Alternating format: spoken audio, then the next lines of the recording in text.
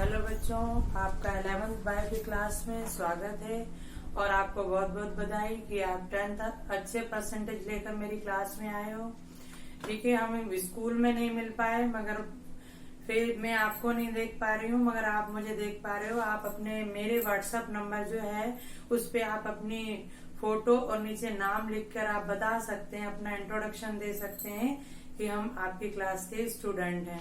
चलो हम स्टार्ट करते हैं। आपने बायोलॉजी सब्जेक्ट लिया है तो उस पे हम बात करते हैं बायोलॉजी शब्द के ऊपर। बायोलॉजी शब्द जो है ग्रीक वर्ड है, एक क्या है, ग्रीक शब्द से उत्पत्ति हुई है। बायोलॉजी शब्द की ग्रीक शब्द से उत्पत्ति हुई है जो है बायोस प्लस लोजिया से बना है। कैसे बना है? बायोस प्लस लोजिया, जिसका अर्थ जीवन का अध्ययन ही है, जीवितों का अध्ययन ही है। इस शब्द को लैटिन रूप देने, लैटिन भाषा में इसका रूप परिवर्तित करने के लिए लैटिन भाषा में इसको कार्ल लीनियस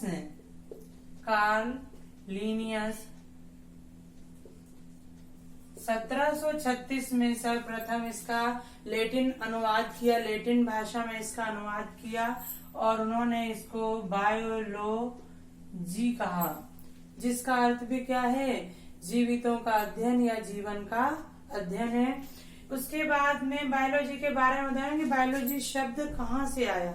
आपसे कोई व्यक्ति पूछे कि आपने बायोलॉजी लिया तो बायोलॉजी के बारे में कुछ बताओ, तो आपको ये इंट्रोडक्शन है बायोलॉजी का, आप भी दे सकते हो इंट्रोडक्शन। कि जैसे मैंने अपना इंट्रोडक्शन माई सेल्फ मालती योड, ठीक है, I am teach APS school, और आप भी अपना इंट्रोडक्शन मैंने कहा व्हाट्सएप से मेरे को दे सकते हो कि आप मेरे स्टूडेंट हो और मुझसे बायोलॉजी पढ़ रहे हो। ऐसे ही मैं बायोलॉजी का इंट्रोडक्शन दे रही हूँ कि ये ग्रीक शब्द से इसकी उत्पत्ति हुई है, बायोस प्लस लोजिया से, और इसका लैटिन रूप जो था, इस शब्द को लैटिन रूप में अनुवाद किया कार्ल लीनियस ने 1736 में, तो बायोलॉजी कहा, जीवितों का अध्ययन। तो इस प्रकार बायोलॉजी शब्द की उत्पत्ति हुई। बायो मीन्स होता है लिविंग बींग्स, और लॉजी मीन्स होता है स्टडी, टू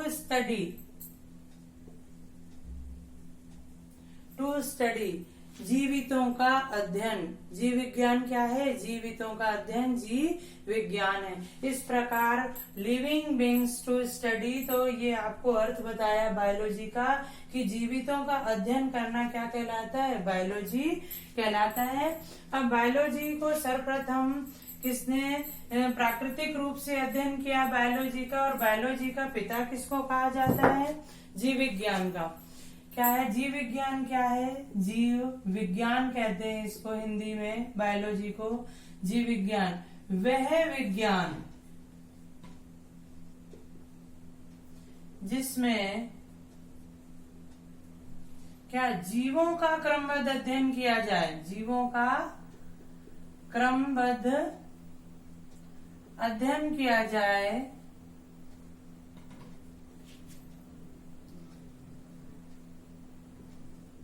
क्या कहलाती है? जीव विज्ञान कहलाती है।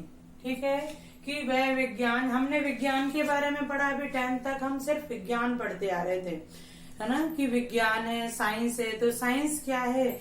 कि साइंस वह विज्ञान जिसमें क्या क्रमबद्ध अध्ययन किया जाता है हर पक्ष के बारे में, जिसके कोई परिणाम हो, निष्कर्ष निकले हो, जिसके कोई प्रूफ हो, वैज्ञानिकों के द्वारा दिए गए तथ्य, उनका क्या किया जाता है? क्रमबद्ध, वह विषय जिसमें क्रमबद्ध अध्ययन किया जाता है।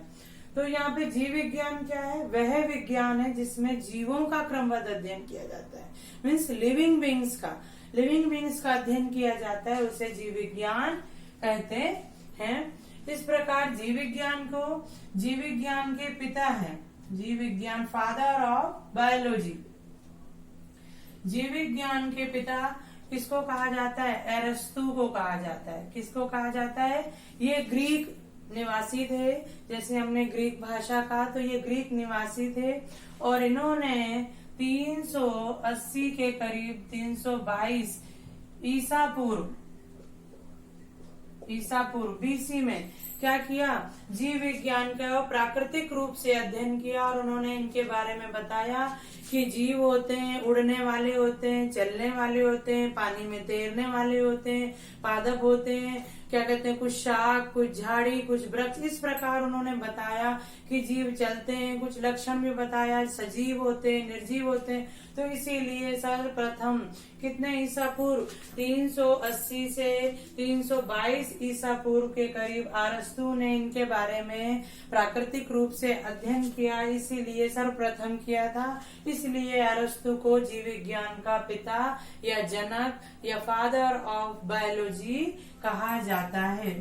ठीक है, ये आपका मैं बेसिक सिर्फ इंट्रोडक्शन परिचय दे रही हूँ बायोलॉजी का। अभी आपका कोर्स मैंने स्टार्ट नहीं किया है, अभी मैं सिर्फ बायोलॉजी का इंट्रोडक्शन दे रही हूँ आपको। नेक्स्ट, अरस्तु के बाद जीव विज्ञान, उन्होंने जीव विज्ञान की 2 ब्रांच होती हैं। कितनी ब्रांच होती हैं? 2 ब्रांच होती हैं। एक होती है जूलॉजी, जिसे कहा गया जंतु विज्ञान या प्राणी विज्ञान। क्या कहा गया? प्राणी विज्ञान। और दूसरी होती है बॉटनी, जिसे कहा गया वनस्पति विज्ञान या पादप विज्ञान, वनस्पतियों का विज्ञान। इस प्रकार जंतु विज्ञान जो है क्या है, वह विज्ञान जिसमें केवल जंतुओं का या प्राणियों का अध्ययन किया जाए, वह जंतु विज्ञान या जूलॉजी कहलाती है। अब जूलॉजी, प्राणियों के बारे में सर्वप्रथम किसने बताया? तो उसके जनक भी कौन है? एक तो बायोलॉजी के जनक है अरस्तु, और जूलॉजी के भी जनक कौन है? जनक। ये भी क्या है? जनक। जनक कौन है? अरस्तु। अरस्तु क्यों है? इन्होंने ये बताया, इन्होंने सर्वप्रथम जंतुओं के बारे में ये रिसर्च किया कि एक लाल रक्त का खून वाले, एक लाल रक्त वाले जंतु होते हैं और एक बिना रक्त वाले जंतु होते हैं, जिनमें रक्त नहीं पाया जाता। इस आधार पर उन्होंने वर्गीकरण भी किया था जंतुओं का। तो उन्होंने कहा उड़ने वाले भी जंतु होते हैं, रेंगने वाले जंतु होते हैं, पानी में तैरने वाले जंतु होते हैं। ठीक है, इस प्रकार धरती पर चलने वाले जंतु होते हैं। इसीलिए इनको क्या कहा गया? जंतु विज्ञान का अरस्तु को जनक कहा गया। ठीक है, नेक्स्ट है बॉटनी। बॉटनी वनस्पति विज्ञान, वह विज्ञान जिसमें पादपों या वनस्पतियों का अध्ययन किया जाता है, उसे वनस्पति विज्ञान कहते हैं।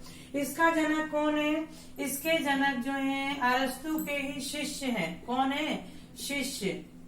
अरस्तु के शिष्य हुए, जिन्होंने वनस्पति विज्ञान के बारे में, पहले तो अरस्तु ने बता दिया था जब जूलॉजी बायोलॉजी के बारे में बता रहा था कि पादप होते हैं और उनमें ब्लड नहीं होता है, और क्या होते हैं, शाक, झाड़ी और वृक्ष में इन्होंने बताया था अरस्तु ने। जो इनके शिष्य थे उन्होंने क्या किया, उनका नाम था थियोफ्रस्टस। क्या नाम था? थियोफ्रस्टस ने 370 ईसा से 222 जो जनक थे थियोफ्रस्टस, फ्रास्टस भी बोलते हैं, फ्रस्टस या फ्रास्टस या फ्रेस्टस। थियोफ्रास्टस ने क्या किया, 370 से 225 ईसा पूर्व इन्हीं के शिष्य थे। किनके? अरस्तु के शिष्य थे। और अरस्तु कहाँ के निवासी थे? ग्रीक निवासी थे।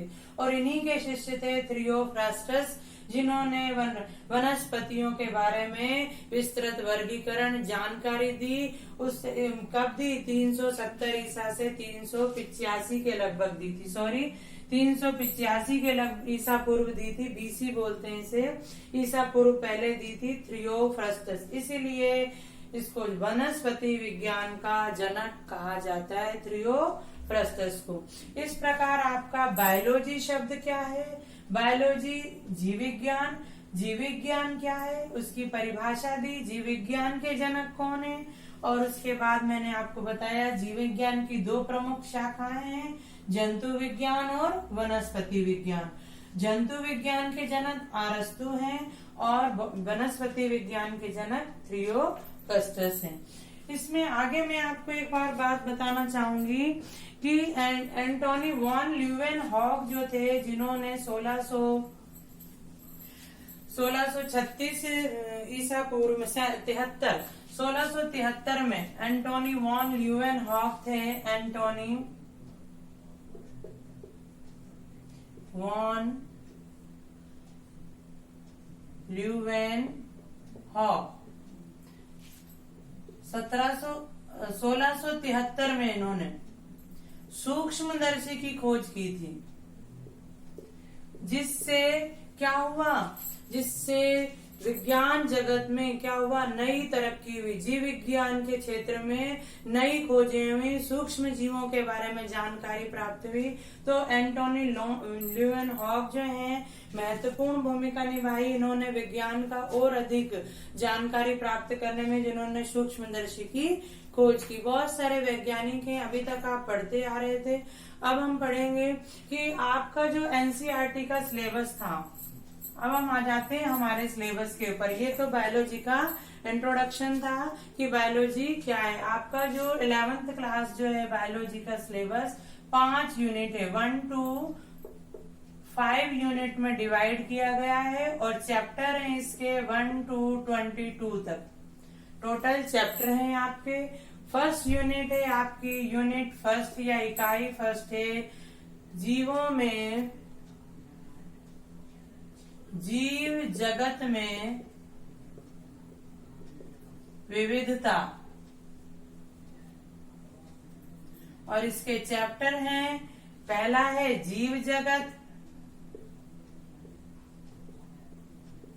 दूसरा है चैप्टर 2 है आपका जीव जगत का वर्गीकरण,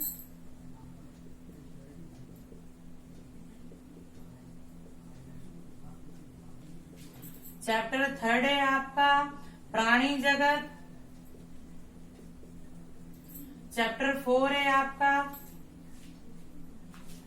वनस्पति जगत है आपका पहला, फिर प्राणी जगत है वनस्पति जगत, लास्ट है आपका प्राणी जगत।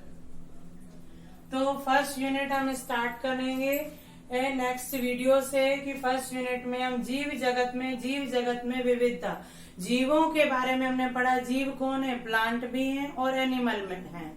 जीवों के लक्षण क्या हैं, जीवों के जीव जगत है क्या। आप बाहर निकल कर देखिए, आपको असंख्य जीव दिखेंगे, और पूरी पृथ्वी पर देखिए जीव जगत या जीवों का संसार को अपने नजर से देखिए। मेरे वीडियो को सुनने के बाद आप मंथन कीजिएगा कि जीव जगत का वर्गीकरण है ना, जो जीवों में इतनी विविधता, डाइवर्सिटी, इतने सारे जीव हैं। पादप देख लो चाहे प्राणी देख लो, छोटी चींटी है ना, उस चींटी से भी लेकर सूक्ष्म जीवों से लेकर व्रत व्हेल मछली तक, हाथी तक के प्राणी हैं हमारे पृथ्वी पर। तो इतनी सारी विविधता, एक छोटे प्लांट से लेकर एक शैवाल से लेकर और बहुत बहुकाय बड़े बड़े वृक्षों तक आप देख लो, तो आपको बहुत पुराने वृक्ष देख लेंगे। तो आप बाहर निकलेंगे घर से तो इतने पेड़, इतने फूल, सारी इतनी विविधता पाई जा रही है, इतने अलग अलग सब देखने को मिल रहे हैं। कोई हिमालय में है फूल, कहीं पश्चिम में, पूर्व में। भारत की स्थिति देख लो, अपने राजस्थान की स्थिति के परिप्रेक्ष्य में देख लो, हर जगह विविधता है। प्राणियों में चाहे पादपों में, हर जगह एक सूक्ष्म जीव से लेकर विशालकाय व्हेल मछली तक में क्या है, विविधता है। आप पूरा आप देखेंगे इसमें। तो इनका क्या हुआ, सेकंड चैप्टर में इस जीव जगत को हमने पहले जाना है ना, फिर हमने इसका वर्गीकरण किया, सबको बांटा है। वर्गीकरण क्या किया, बांटना, और इसके लिए वैज्ञानिकों ने अपने अपने प्रमाण दिए। उसके बाद हम जीव जगत का वर्गीकरण करने के बाद हम वनस्पति जगत पढ़ेंगे, और फिर हम प्राणी जगत पढ़ेंगे।